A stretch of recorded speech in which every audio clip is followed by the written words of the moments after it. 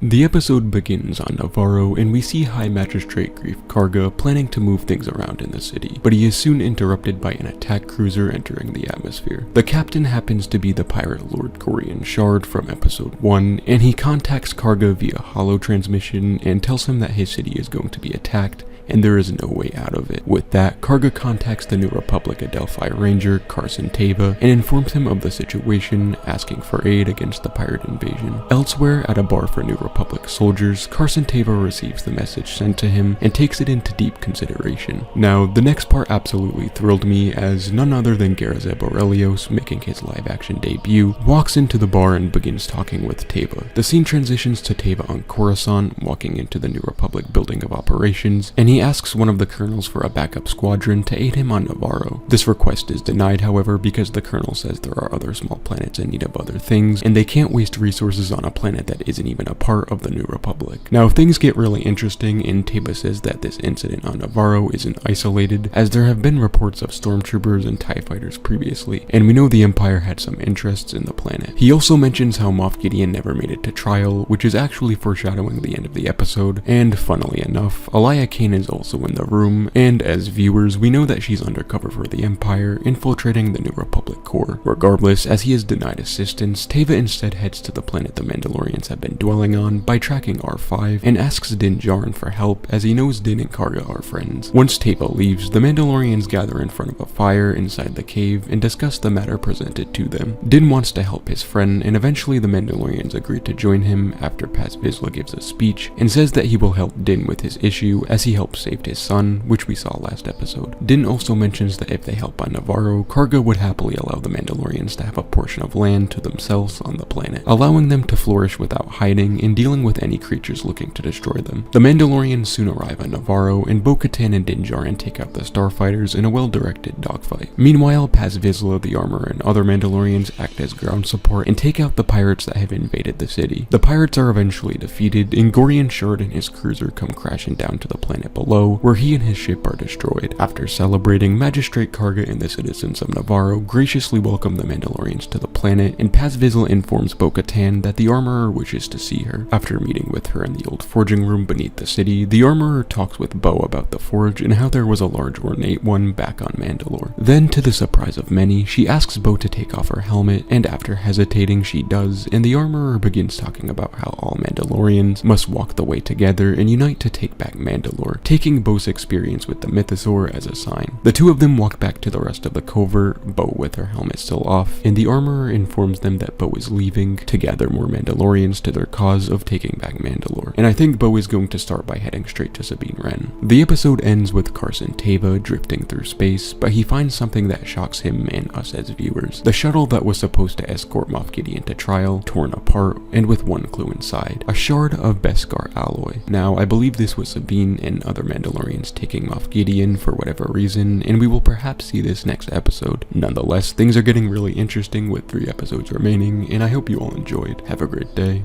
See ya.